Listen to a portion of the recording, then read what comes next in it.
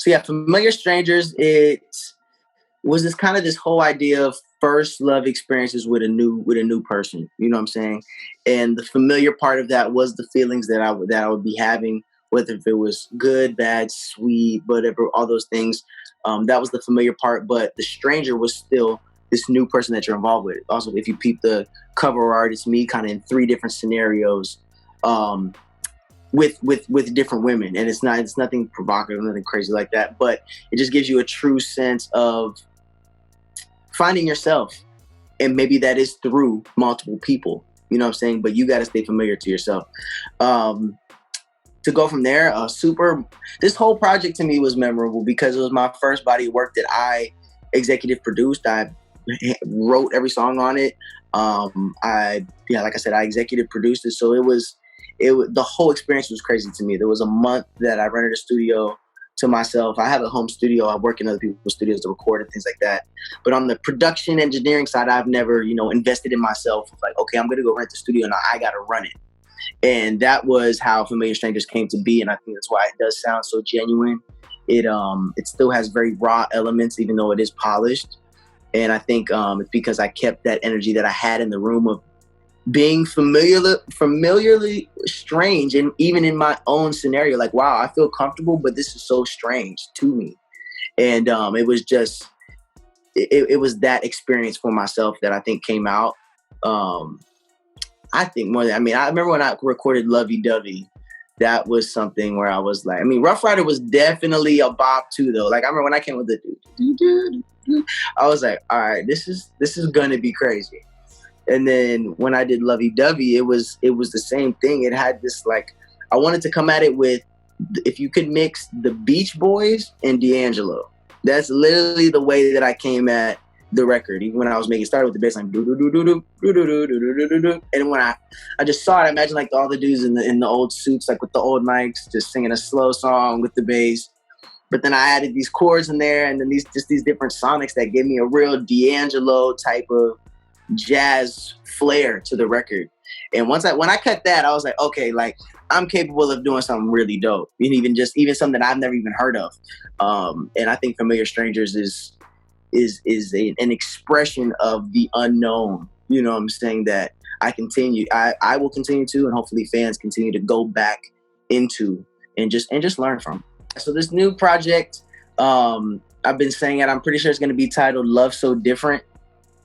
There's a song on the track. There's a song on the track. There's a song on the EP, which is entitled LSD, which stands for Love So Different. Also, just one of those little mind games playing with people like, okay, you think I'm finna be on some hot shit, talking about some drugs. Haha, you got food. And it's about something totally else. And that's kind of what I want this project to be. It's going to be kind of a brain. Like, I wanted to kind of confuse people's brains to be like, because the music, I'll tell you this, the music is a little more straightforward, this project, than the last project, production-wise, if that makes sense. I took a lot of artistic liberties on the pockets that I used, some of the different timings, the structure of it, but still being somewhat of a pop formula so that it could have that replay value and things like that. But this one is a little more of even what I just would want to hear, even more than my last project. Because even though I sing and I'm R&B, I don't necessarily always want to be singing all the time. So in this project, I allow myself to rap. I allow myself to have that hype record. You're still going to hear me singing. You're getting a even fuller schematic of who Dana is and what I'm capable of putting out. And the Love So Different title is really just kind of saying, like, you feel the love that I'm giving you, but it's so different than I did before, and it's also different than I feel like a lot of artists are doing now.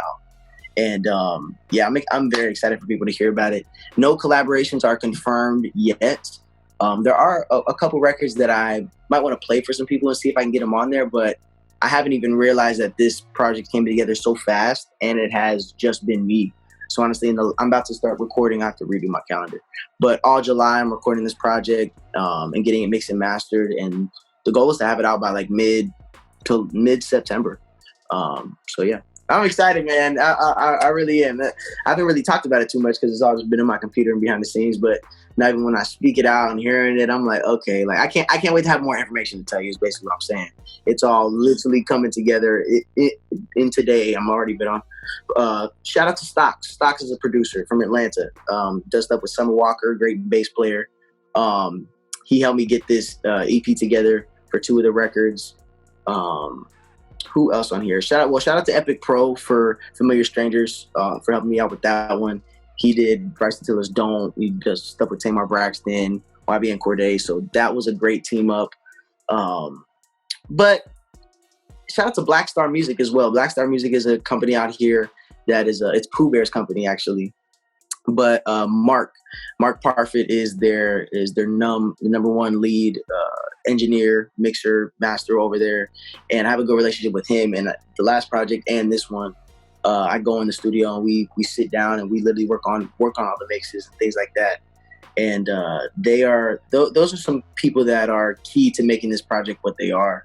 But especially people that just don't know, as you know. But that mixer, that engineer is really the game changer when it comes to what level you want your music to be ingested in. Because there's a big difference between a great idea and just something that sounds like it could go to radio if you were trying to do that. And that's they allow me to do that, even being at the level that I am. Shout out to the fans, man. The fans went in on this one. I call them my day ones, and actually I call them day ones because it's like, even if you never heard about me, say this is the first interview you've seen about me. This is the day one that you have ever seen me, heard me, whatever. And if it's kind of like you don't have a choice at that point. If it's just your day one, you're now a day one. And the goal is to have people come back on day 2, day 3, and then just the rest of their time. But when you just found me, we had a special moment. You know what I'm saying? Like we really did. Like I don't take any of that lightly. I think the first way that you meet somebody or first time that you hear something, you should think about it.